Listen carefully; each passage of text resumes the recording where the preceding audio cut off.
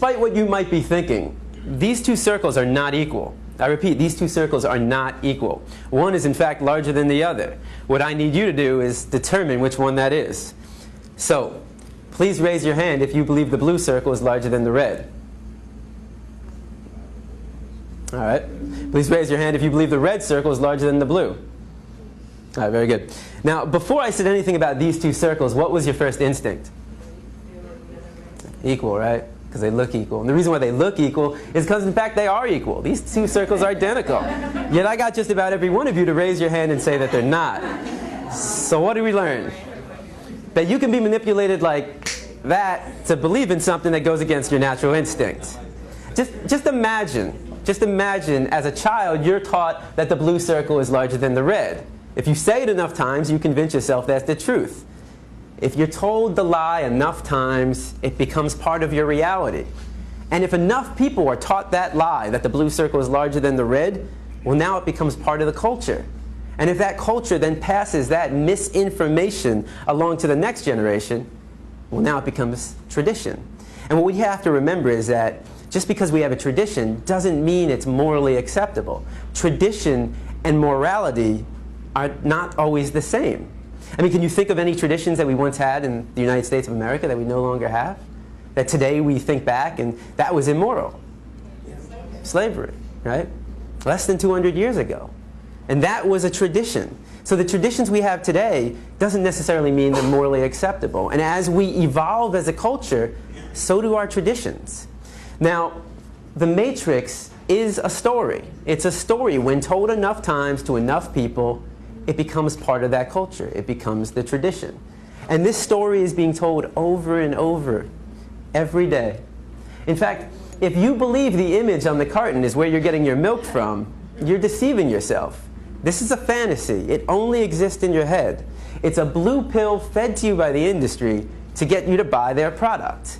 This is the Matrix, the lie we tell ourselves about where our food is coming from. The reality is far more disturbing. 90 to 95% of the milk,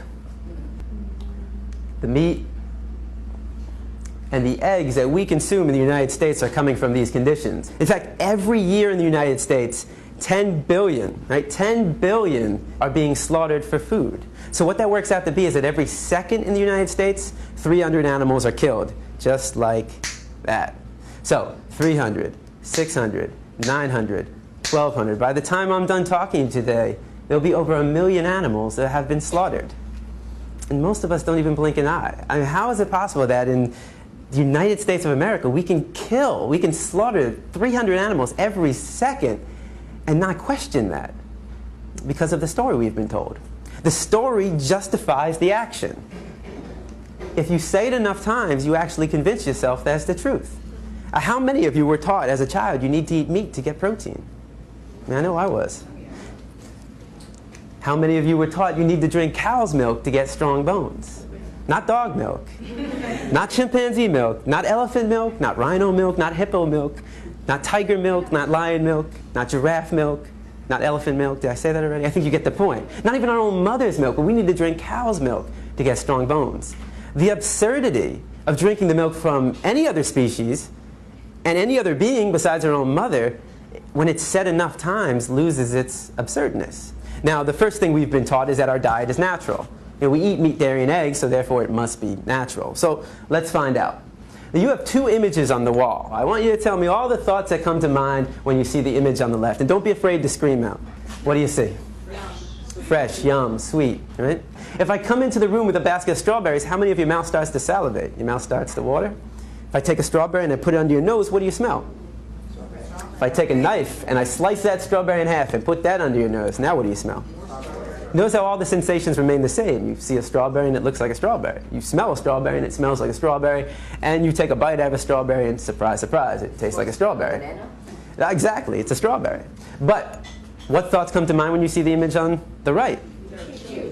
Cute. You know, when I go to a classroom, you'll get half the kids who say, oh, cute. Animal, pig, Wilbur, babe. So half the class will see an animal, and the other half of the class will see bacon, sausage, ham, pig, sweet pork, and hot dog. They'll see a food. It's one or the other. You're either seeing an animal or you're seeing food. Now, what would happen if I took one of the pigs living, brought him into the room right here, and put him Put them right in front of you. Does that change it? Now what do we see? And I mean, what would we think if one of us got up and started chewing on the pig? Not very normal. If I come into the room with a pig under my arm, how many of your mouth starts to salivate? Right? If I took a knife and I sliced that pig in half and put that under your nose, now what do you smell? You smell the stench of death. You smell a rotting corpse, bacteria, decomposing flesh. You see, there's a process involved, and I'm here today to show you that process of how you convert this animal into this product. Why should it be kept a secret? Why should we not know what we're participating in and what we're putting in our body? Now, let's make the situation slightly more realistic. If I were to put a pig on this side of the room living and a butcher's knife on the side of that room, I mean, how many people would be willing to pick up the knife and take the life of that animal? It's very rare, right? And if somebody did that, that's all right, but how many people in this room would try to stop that person from doing that? Right? Would we try that? Of course. That's compassion. I mean, that is the greatest quality of the human race. There's no other species on this planet that has that level of compassion to extend to all living beings. But if you would stop somebody from killing a pig in front of you and then go home and have this for breakfast, well, that's called hypocrisy. You know, just because it comes in a nice, neat package all dressed up in your supermarket, just because you didn't take the knife and shove it through their jugular, just because you didn't get blood on your clothes, and just because you didn't hear their screams doesn't mean you didn't participate in the killing. Every time we buy this product, we are supporting somebody else doing what we ourselves wouldn't want to do, what we ourselves wouldn't want to see, and what we ourselves wouldn't want to hear. Now, if you still see bacon, sausage, and ham when I bring a pig into the room, what happens when I change it? Right? It's the common response. Now, I've never heard anybody say yum. Nobody ever sees dog feet, hot dog. So why not? Why don't we see a food? We've been accustomed to view this animal as our pet. The cultural story for us is, this is your pet. In another culture, certain parts of the world, they eat cats and dogs. That's their culture. That's their story they've been told. And how do we feel about that? A lot of people think it's disgusting. Right? I imagine every one of you probably thinks it's disgusting to eat a dog. Why would it be disgusting to eat this animal and not disgusting to eat this animal? Why would it be wrong to eat this animal and right to eat this animal? And most importantly, why would it be wrong to kill this animal and right to kill this animal? Culture. It's culture. It's the story. It's the matrix that we've been told. But culture is just a story. That's all it is. It's just make-believe. What I'm concerned with is what is natural to the human species, because every culture has a different story. So let's take a 3-year-old from any country in the world, and you put that 3-year-old in a room, and you line up 5 animals in front of that 3-year-old. A pig, a dog, a cow, a cat, and a chicken. Do you think the 3-year-old is going to know which one to eat and which one to pet? What's the 3-year-old most likely going to do, or try to do? Play with them all. It's going to try to play with them all. The 3-year-old has to be taught, no, no, no, no. Don't play with him. Eat him. Play with him. Pet him. That's what we were taught. We didn't choose our diet. Our diet is a learned behavior. We were raised to perceive this animal as your pet and this animal as your food. If you don't walk outside right now and you saw somebody taking a baseball bat to a dog's head, what would you do? You take action. At the very least, you'd call the police because you recognize that as a violation of this animal's right to be free from harm. Now, if you were to walk outside right now and you saw somebody taking a baseball bat to a pig's head, would your emotional response not be the exact same thing? Of course. Because the question for you is, what's the difference? What's the difference between the two? Right? Is there a difference? You might think one is cuter than the other. But that says more about you than anything about these 2 animals.